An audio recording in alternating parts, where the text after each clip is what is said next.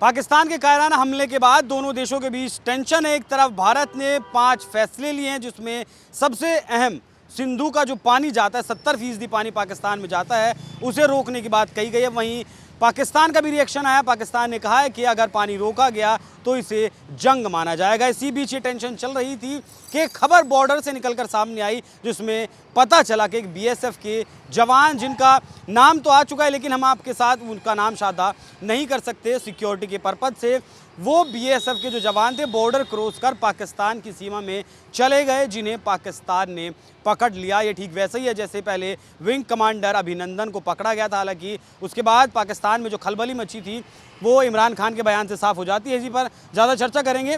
चेतन, ये जो बीएसएफ के जवान पकड़े गए हैं, क्या कुछ पूरी खबर है, कैसे वहाँ तक पहुँचे, अब क्या कुछ चल रहा है?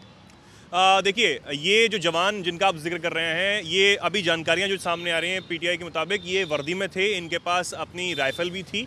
गलती से इन्होंने वो सीमा पार कर ली और ये तुरंत जो पाकिस्तानी रेंजर्स थे उन्होंने उन्हें कैप्चर कर लिया, पकड़ लिया है।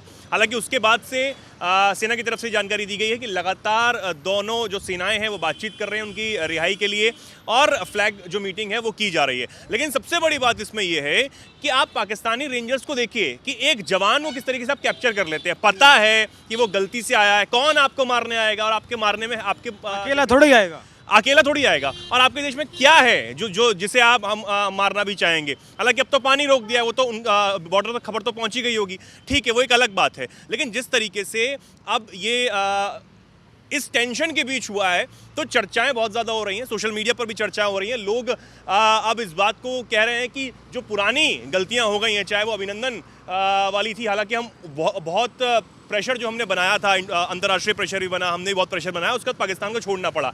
अब जो कहता है वो कहता रहे। जो कट्स लगवा के उसने वीडियो सोशल मीडिया पर जारी किए थे वो सबको पता है, सबको दिख गया था वो ढोंग, ठीक है। अब ये जो जवान हमारे बीएसएफ के गलती से पार कर गए हैं, उनको लाने के लिए जो प्रक्रियाएं हैं वो चल रही हैं। और इसी के साथ बीएसएफ ने इस बात की जानकारी दी है कि रिहाई के लिए दोनों देशों के जो सेनाएं हैं उनके बीच में फ्लैग मीटिंग जारी है।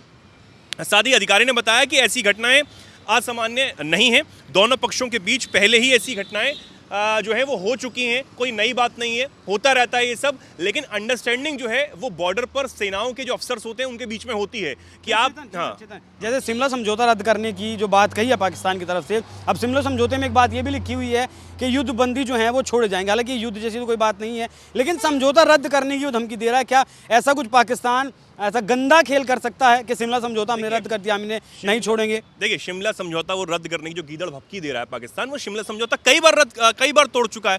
आप शिमला समझौता तब भी तोड़ चुके हैं जब आपने 99 का कारगिल का जख्म देकर जो कोशिश की थी उसका मुंह तोड़ जवाब आपको मिला। वो शिमला समझौता रद्द करना नहीं था क्या?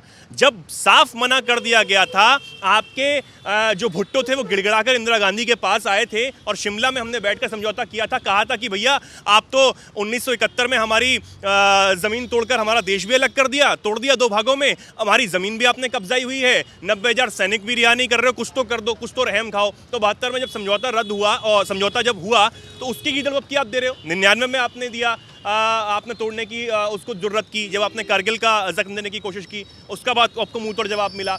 उसके बाद जितने भी आतंकी हमले पाकिस्तानी आतंकियों ने किए हैं वो क्या है? वो शिमला समझौता रद्द करने वाली बात ही तो है, वो रोकने वाली बात ही तो है, और हर बार मुंह तोड़ जवाब मिल रहा है। और मैं एक और बात कहना चाहूँगा कि अभी हमारे देश में इस हमले के बाद 2 धड़े भी बनते हुए नजर आ रहे हैं। ये बेहद शर्मनाक बात है कार्तिक, कि हमारे देश में अभी भी कुछ ऐसे लोग हैं जो इस आतंकी हमले को जस्टिफाई करने की कोशिश कर रहे हैं। रॉबर्ट वाड्रा हो, तमाम और जो लोग हैं, नेहा सिंह राठौर करके अपने आप को एक बहुत बड़ी सोशल मीडिया इन्फ्लुएंसर कहती हैं, उनको ये पता होना चाहिए कि 100 में से 99 ऐसे आतंकी हमले, ऐसी घुसपैठ हमारे वीर जवानों ने नाकाम की है। गृह मंत्रालय की आप वेबसाइट पर जाके पढ़िए कितने आतंकी हमले करने की कोशिश भारत में की गई, लेकिन उन सभी आतंकी घुसपैठों को नाकाम हमारे वीर जवानों ने, हमारे जाबाज जवानों ने किया है, मुंह तोड़ जवाब दिया है। अभी वीडियो आया था पाकिस्तान में, जब कृष्णा घाटी में सीज फायर का उल्लंघन पाकिस्तान की तरफ से किया गया, गोलीबारी की गई, तब हमारे जवानों ने जब गोलीबारी शुरू की थी ना, तो जो घायल अवस्था में पाकिस्तानी जवान थे उनको उनके साथी लेकर भाग रहे थे, दौड़ रहे थे, उसके वीडियो हमने भी दिखाए थे, आप हमारे चैनल पर जाकर देख सकते हैं। तो वो पाकिस्तान क्या देगा। और जो हमारे देश में जस्टिफाई कर रहे हैं कि नहीं देखिए कोई धर्म नहीं होता है, फलाना नहीं होता है, ढिमकाना नहीं होता है, अरे आप चुप रहिए, बहुत हो गया। अब जो एक्शन है ना वो लेने दीजिए। सेना के जवान भी बहुत गुस्से में है क्योंकि पुलवामा के बाद बहुत बड़ा ये जो हमला है वो हुआ है। ये जो सेक्युलर दिखाने की कोशिश करते हैं ज़्यादा, उन्हें ये बात समझ लेनी चाहिए कि जितने भी मुसलमान हैं उन्हें आतंकवादी नहीं कहा जा सकता, लेकिन जितने भी आतंकवादी हैं सब मुसलमान हैं, उठाकर देख लीजिए। फिलहाल मामले में यही अपडेट है कि कल सुबह एक आखिरी मीटिंग होगी दोनों देशों के जो समकक्ष होंगे पाकिस्तानी रेंजर्स की और भारतीय सेना के बीच। उसके बाद ये पता चल पाएगा कि जवान को, बीएसएफ जवान को छोड़ेंगे या नहीं छोड़ेंगे। एक बात और बता दूं कि जो बॉर्डर है, जो एलएसी है, उसके आगे भारतीय सेना के खेत हैं, एलओसी माफ़ कीजिएगा, एलओसी हैं, जो वहाँ खेत हैं और उन खेतों में वो जवान गए हुए थे और वहाँ से बीएसएफ के जवान को पकड़ा गया है। अब ऐसा भी हो सकता है कि इस जवान को पाकिस्तान ना छोड़े, क्योंकि पाकिस्तान चाहता है, जिस तरीके से आसिम मुनीर को बयान देने पड़ते हैं अपनी सेना के भीतर जज्बा भरने के लिए, तो एक लड़ाई का आगाज़ पाकिस्तान शायद हो सकता है करना चाहता हो।